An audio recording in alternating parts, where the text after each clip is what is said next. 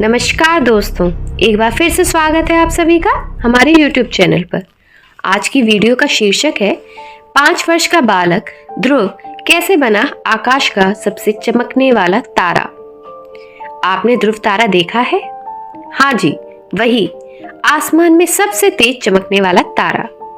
यदि आप उसके पौराणिक इतिहास में जाएं तो आप पाएंगे कि जब एक छोटा सा बालक ध्रुव, जिसको उसकी सौतेली माता ने अपने पिता की गोद में बैठने का अधिकार नहीं दिया, तो बालक ने उसका जवाब पाने का हठ ठान कर भगवान विष्णु से मिलने का निश्चय किया और राजमहल छोड़कर निकल गया घने वन में अपने नाथ से मिलने।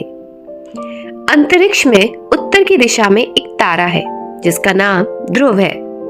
इस तारे का नाम उसी ध्रुव पर रखा गया है जो भगवान विष्णु का परम भक्त था। आओ जानते हैं ध्रुव की कथा। स्वयंभू मनु की पत्नी का नाम शत्रुपा था। इन्हें प्रियव्रत, उत्तानपाद आदि 2 पुत्र और देवहूति, आकुति तथा प्रसूति नामक 3 कन्याएं हुई थी। शत्रुपा के पुत्र उत्तानपाद की सुनीति और सुरुचि नामक 2 पत्नियां थी। राजा उत्तानपाद के सुनीति से ध्रुव तथा सुरुचि से उत्तम नामक पुत्र उत्पन्न हुए। उधर स्वयंभू मनु के दूसरे पुत्र प्रियव्रत ने विश्वकर्मा की पुत्री बहिष्मति से विवाह किया था, जिनसे 10 पुत्र उत्पन्न हुए। प्रियव्रत की दूसरी पत्नी से उत्तम, तामस और रैवत ये 3 पुत्र उत्पन्न हुए, जो अपने नाम वाले मनवंतरों के अधिपति हुए। महाराज प्रियव्रत के 10 पुत्रों में से कवि, महावीर तथा सवन ये 3 नैष्ठिक ब्रह्मचारी थे और उन्होंने संन्यास धर्म ग्रहण किया था। उत्तानपाद की सुनीति पहली पत्नी थी, जिसका पुत्र ध्रुव था। सुनीति बड़ी रानी थी, लेकिन राजा सुनीति के बजाय सुरुचि और उसके पुत्र को ज्यादा प्रेम करता था। एक बार राजा अपने पुत्र ध्रुव को गोद में लेकर बैठे थे, तभी वहां सुरुचि आ गई। अपनी सौत के पुत्र ध्रुव को गोद में बैठा देखकर उसके मन में जलन होने लगी। तब उसने ध्रुव को गोद में से उतारकर अपने पुत्र को गोद में बैठाते हुए कहा, राजा की गोद में वही बालक बैठ सकता है और राज सिंहासन का भी अधिकारी हो सकता है जो मेरे गर्भ से जन्मा हो। तू मेरे गर्भ से नहीं जन्मा है। यदि तेरी इच्छा राज सिंहासन प्राप्त करने की है तो भगवान नारायण का भजन कर। उनकी कृपा से जब तू मेरे गर्भ से उत्पन्न होगा तभी सिंहासन प्राप्त कर पाएगा। 5 साल का अबोध बालक ध्रुव सहम कर रोते हुए अपनी माँ सुनीति के पास गया और उसने अपनी माँ से उसके साथ हुए व्यवहार के बारे में कहा। माँ ने कहा, बेटा ध्रुव, तेरी सौतेली माँ से तेरे पिता अधिक प्रेम करते हैं, इसी कारण वे हम दोनों से दूर हो गए हैं। अब हमें उनका सहारा नहीं रह गया। हमारे सहारे तो जगतपति नारायण ही है। नारायण के अतिरिक्त अब हमारे दुख को दूर करने वाला कोई दूसरा नहीं बचा। 5 साल के बालक के मन पर दोनों ही माँ के व्यवहार का बहुत गहरा असर हुआ और वह एक दिन घर छोड़कर चला गया। ध्रुव अपने घर से तपस्या के लिए जा रहे थे। रास्ते में उन्हें देवर्षि नारद मिले। उन्होंने बताया कि विष्णु जी को पाना चाहते हो तो भक्ति करनी होगी, तप करना होगा, तभी भगवान से तुम मिल पाओगे और अपने सारे सवालों के जवाब पाओगे। उन्होंने ध्रुव को ओम नमो भगवते वासुदेवाय का जाप करके भगवान विष्णु की तपस्या करने को कहा। अबोध बालक ने खुशी खुशी भक्ति मार्ग पर चलने का दृढ़ निश्चय किया और लग गया अपने प्रभु को स्मरण करने और नारद जी के दिए मंत्र को मन से जपने लगा। और मंत्र यही था और इतना सा ही था, ओम नमो भगवते वासुदेवाय। मन में बहुत आंधी तूफान आई, जंगली जानवरों का भय हुआ, पर बालक ध्रुव ने भक्ति करना नहीं छोड़ा।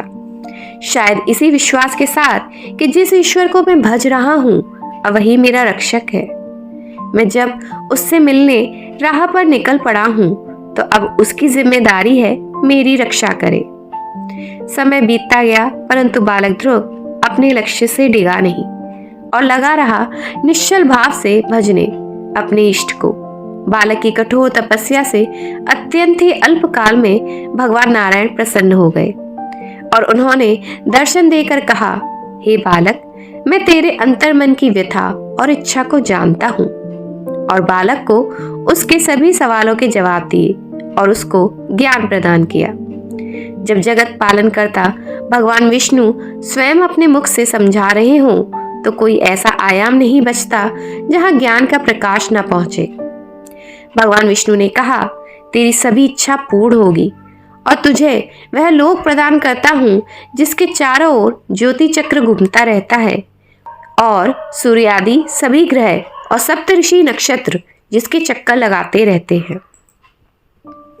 प्रलय काल में भी इस लोक का नाश नहीं होगा। सभी प्रकार के सर्वोत्तम ऐश्वर्य भोग कर अंत समय में तू मेरे लोक को प्राप्त करेगा। अब बालक ध्रुव को भी समझ आ गया, जिसको एक बार स्वयं परमपिता परमात्मा की गोद में जगह मिल गई तो फिर उसे किसी और गोद में जगह मिले ना मिले क्या ही फर्क पड़ता है। जब इस सृष्टि के पालनहार को बालक ध्रुव छोटी सी उम्र में इसी मंत्र से पा सकता है तो आप क्यों नहीं। आपने यदि इतने से ही मंत्र को अपने जीवन से जोड़ लिया तो यकीन मानिए यही मंत्र आपको भव सागर पार करा देगा।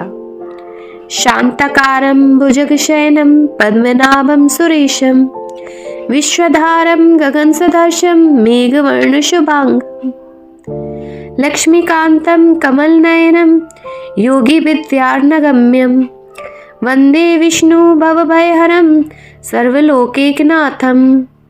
अर्थात शांत स्वरूप शेषनाग पर लेटे भगवान विष्णु की नाभि से कमल उत्पन्न है। वे सब देवों के स्वामी हैं। वे सारे विश्व के आधार हैं।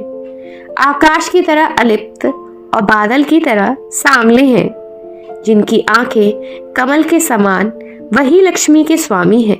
योगी उन्हें जानने के लिए उनका ध्यान करते हैं। इस संसार के सब भय का नाश करने वाले सब लोगों के स्वामी श्री विष्णु भगवान को मेरा नमस्कार। तो दोस्तों, इस प्रकार एक 5 वर्ष का बालक ध्रुव आकाश का सबसे चमकने वाला तारा बन गया। आशा करती हूँ आप सभी को वीडियो पसंद आया होगा। अगर वीडियो पसंद आया तो वीडियो को लाइक करें, कमेंट बॉक्स में कमेंट करें और अगर आप चैनल पर नए हैं तो चैनल को सब्सक्राइब करें। मिलते हैं एक और नए वीडियो के साथ। तब तक के लिए जय श्री राम।